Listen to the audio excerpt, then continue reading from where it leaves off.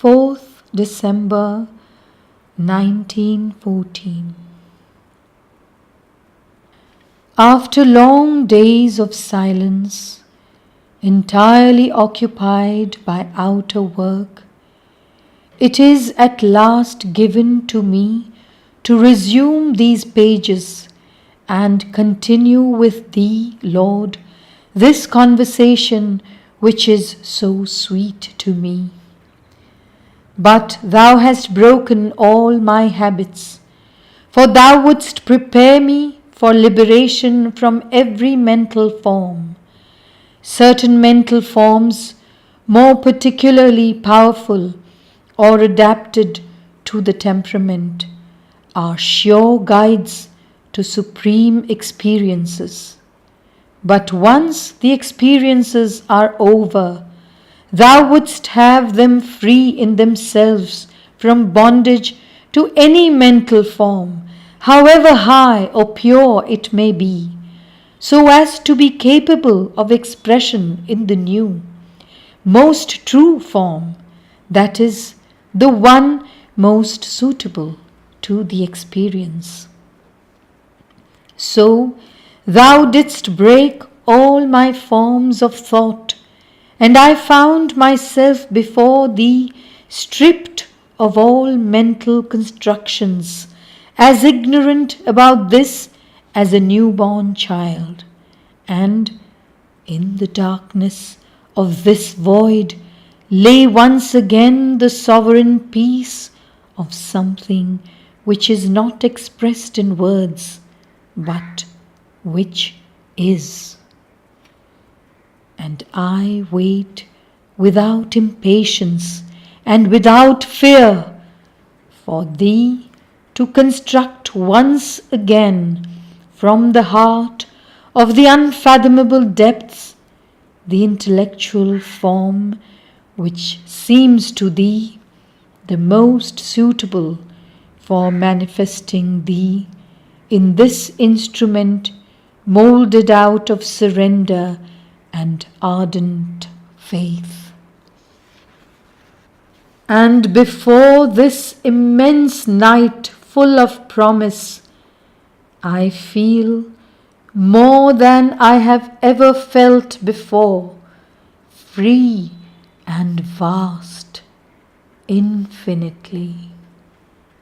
And in a supreme beatitude, I offer Thee thanks, O Lord, for the marvelous favor Thou hast bestowed upon me, that of being before Thee like a newborn child. 10th December 1914. Listen, O Lord, in the silence of deep meditation, my prayer rises ardently to Thee. Is it not a great folly to become identified with one form of thought, one mental construction, however vast and powerful it may be, to the point of making it the living center of one's being, one's experience and activity? Truth is eternally beyond all that we can think or say of it. To endeavor to find the most suitable expression, the one best adapted to this truth, is of course a useful task, even an indispensable one for the integrality of one's own development and that of all humanity. But one must always feel free in front of this expression, have one's center of consciousness above it, in the reality which, despite the grandeur, the beauty, the perfection of a mental formula, always eludes every formula. The world is not what we think it to be. The importance of the idea we have of it lies in its effect on our attitude towards action. And this attitude may come from a much deeper, truer, more unchanging inspiration than that resulting from a mental construction, however powerful it may be. To feel in oneself the will to express for men the eternal truth in a completer, higher, more exact form than all those which have preceded it is good, but on condition that one does not identify one's self with this work to the point of being its slave and losing before it all independence and self-control. It is just an activity and nothing more, whatever may be its importance from the earthly point of view, but it must not be forgotten that it is relative like all activities, and that we should not allow it to disturb our deep peace and that immutable calm which alone lets the divine forces manifest through us without any deformation. O Lord, my prayer is not formulated, but Thou hearest it. 12th December 1914. We must know at each moment how to lose everything that we may gain everything. We must be able to shed the past like a dead body, that we may be reborn into a greater plenitude. It is so that the constant aspiration of the inner being expresses itself. Turned to Thee, it wants to reflect Thee in an ever purer mirror, and Thy unchanging beatitude is translated in it into a propelling force of progress of an incomparable intensity. And this force is transformed in the most external being into a calm and assured will which no obstacle can vanquish. O Divine Master, with what an ardent love I serve Thee, with what a pure, still, and infinite joy I am Thyself in all that is and beyond all existence in form. And the two consciousnesses unite in an unequaled plenitude. 15th December 1914. O Lord, Thou hast given me peace in power, serenity in action, immutable happiness in the heart of all circumstances. December 22nd, 1914. It is for the truth, O Lord, that I implore Thee. Once again, make active this mind which fell mute in order to surrender to Thee. Give it the knowledge of thy will. It welcomed and allowed all possibilities to take form in it. Then, in order to stop the conflict of their contrary tendencies, it closed the door to these unwelcome visitors, saying, I don't need to live actively to know what thy will is, Lord, provided that I can transmit the ray of thy eternal light without distorting it. So it was done, and the will became submissive, one-pointed, precise, and strong. But now thou wouldst have the mind know, and thou hast said to it, awake and become aware of the truth.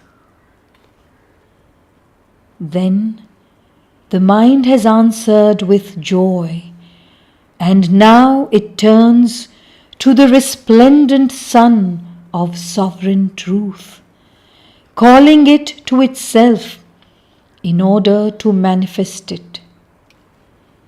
Thou wouldst break down all barriers, one after another, that the being may take on the integral amplitude of all its possibilities of manifestation.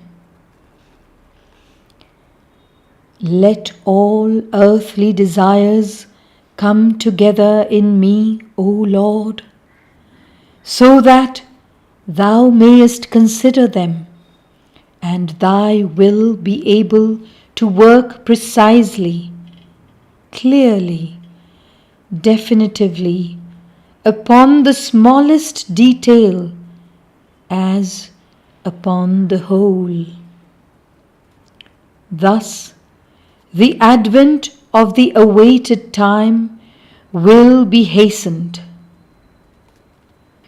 All the being exults in intense joy and unequaled plenitude. 2nd January 1915. Every idea, however powerful and profound it may be, repeated too often, expressed too constantly, becomes stale, insipid, worthless.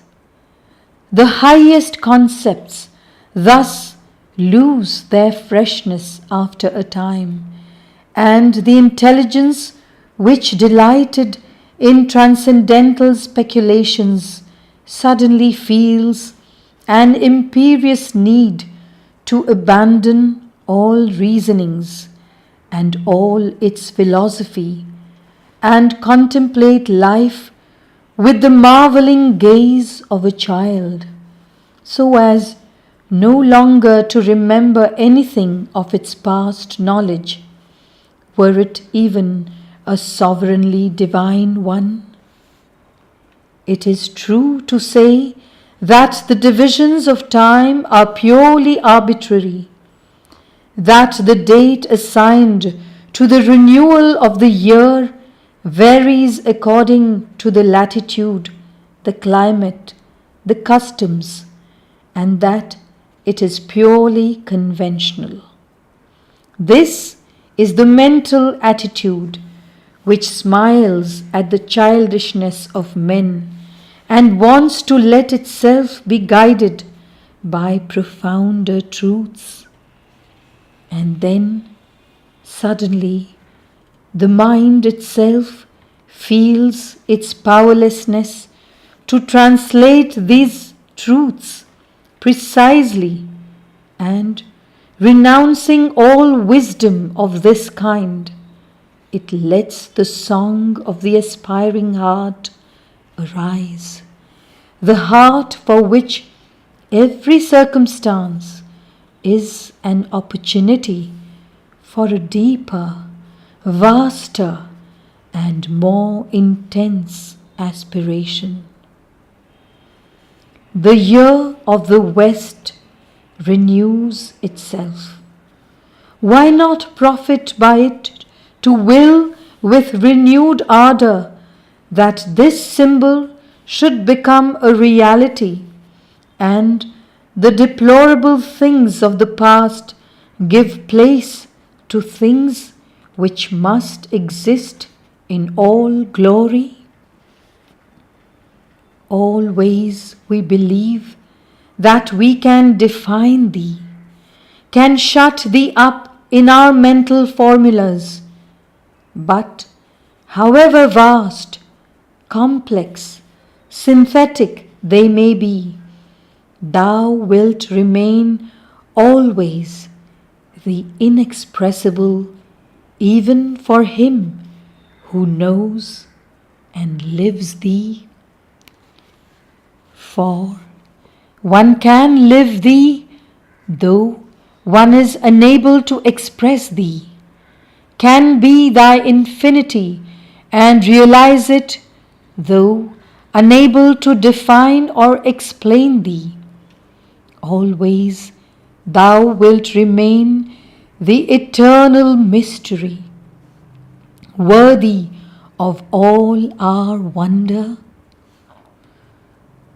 Not only in thy unthinkable and even unknowable transcendence, but in thy universal manifestation, in all that we integrally are. And always forms of thought are succeeded by new forms, ever purer, higher, and more comprehensive, but never will one of them be considered sufficient to give so much as an idea of what thou art. And each new fact will be a new problem, more marvelous and mysterious than all that preceded it. Yet, faced with its own ignorance and incapacity, the mental being remains luminous, smiling, and calm, even as though it possessed the supreme knowledge, that of its being thou, innumerably, invariably, infinitely, very simply thou.